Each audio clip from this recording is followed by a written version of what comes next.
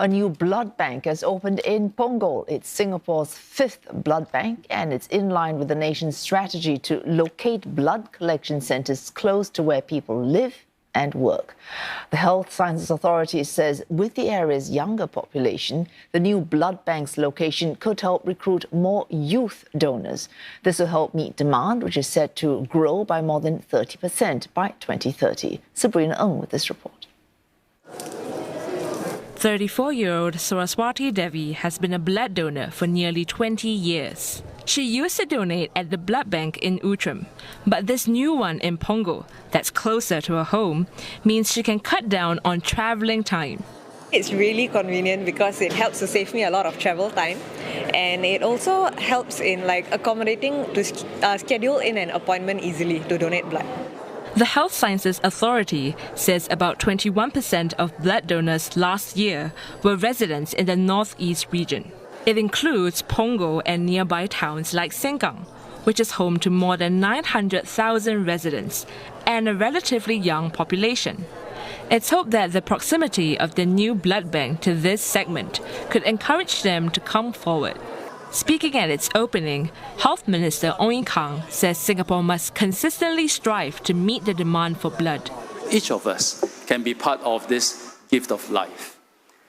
Today, we use about 120,000 units of blood a year. With a super-aged population and increased healthcare needs, we expect this to go up to beyond 160,000 units of blood per year by 2030. Steps have also been taken to cultivate a sustainable pool of regular blood donors. For instance, the Singapore Red Cross has partnered the Singapore Institute of Technology to promote blood donation drives. Through EDMs, through publicity, we certainly will make use of all available channels to bring the message out and draw people to the blood bank. And these efforts are key during critical periods where blood stocks run low. Well, we're joined by Benjamin William. He's CEO and Secretary General of the Singapore Red Cross, and Dr Kam Wooi Seong, Assistant Group Director of Blood Supply at the Blood Services Group at the Health Sciences Authority. Welcome, gentlemen. Thanks for coming in this evening. Thanks Let's start with you, Dr Kam.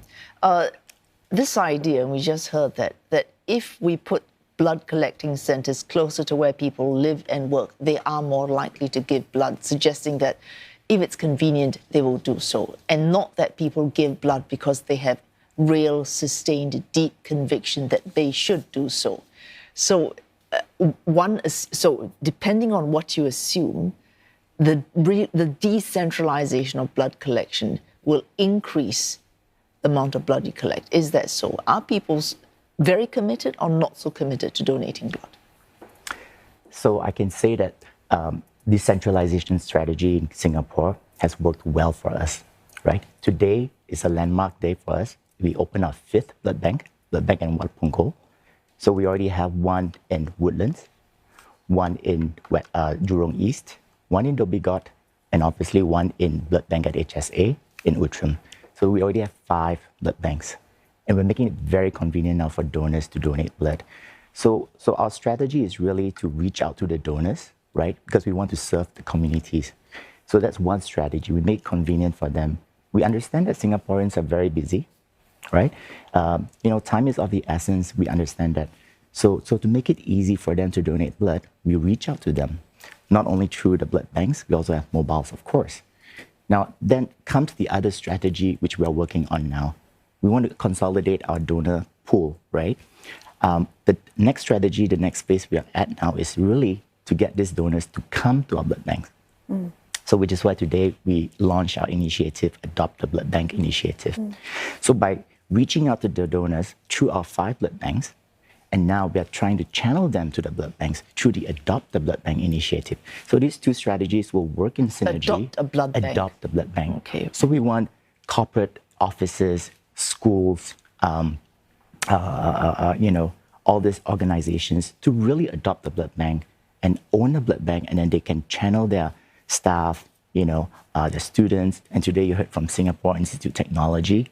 So we're working very closely through partnership with Singapore Red Cross. Yeah, so let's bring you in here now, Mr. Williams. So I believe our blood donation rate in Singapore is about 1.8% of the population. So compared to other developed countries like UK and Australia, which is around like 2 to 3%, what is it going to take for Singapore to get there? I mean, with this additional blood bank in Punggol, I mean, what kind of numbers are you expecting to hit? Yeah.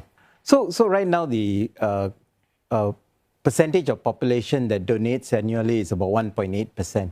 We need to get it up, and for several reasons, and particularly because of the aging population.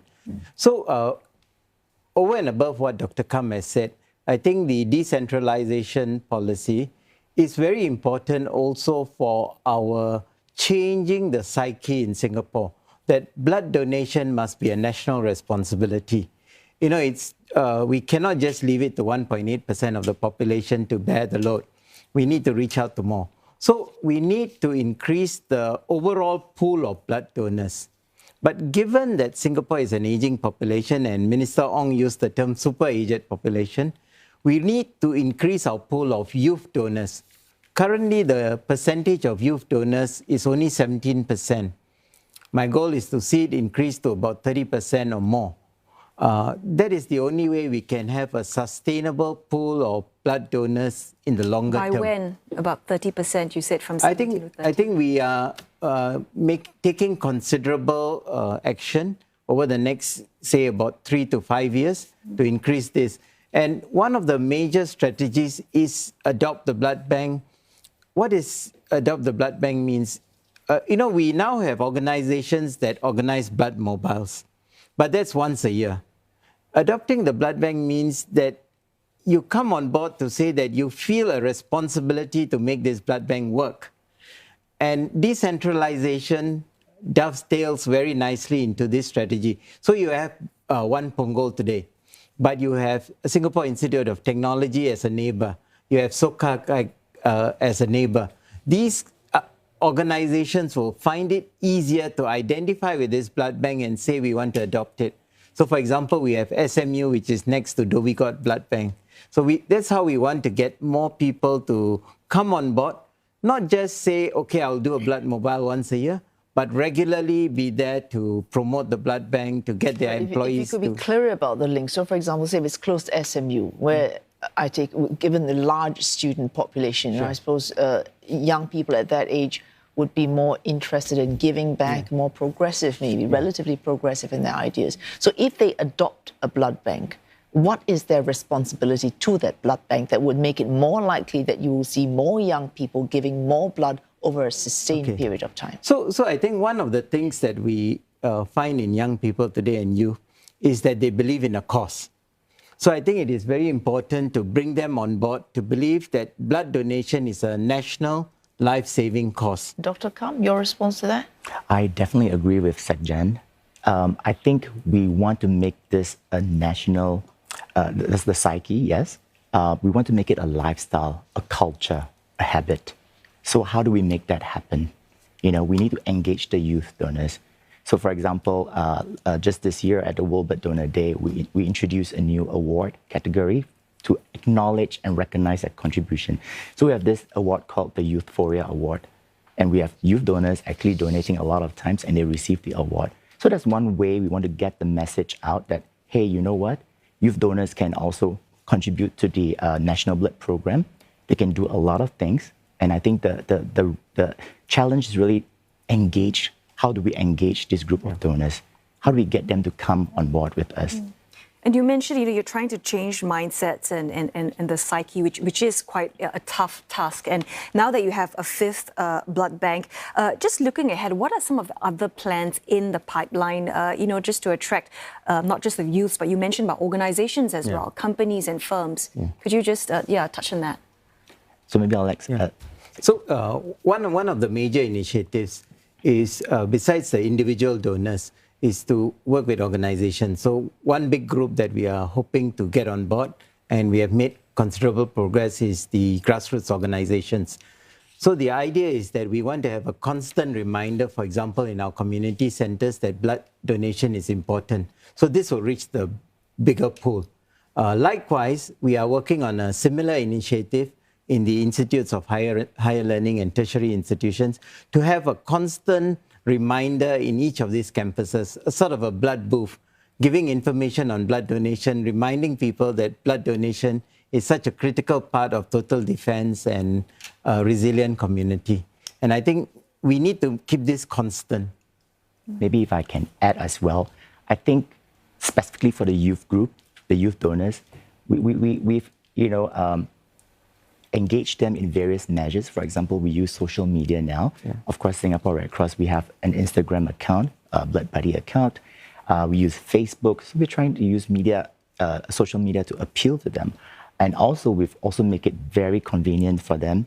Nowadays, youth donors are very digital savvy. Yeah. So we've launched the Donate Blood app, making it so convenient. Just download the app on the go. They can make an appointment. They can fill up the donor questionnaire. We make it very easy to them. So we're moving towards, digitalizing our processes to really make it easy and engaging for our donors to come and donate blood.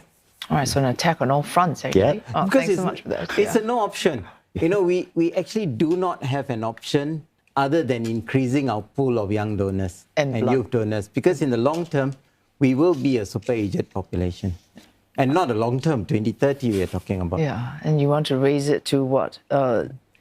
Grow by more than 30% by 2030. Thanks so much, Benjamin William from the Singapore Red Cross and Dr. Kam Wooi Seong from HSA. Thanks so much for joining us. Thank you.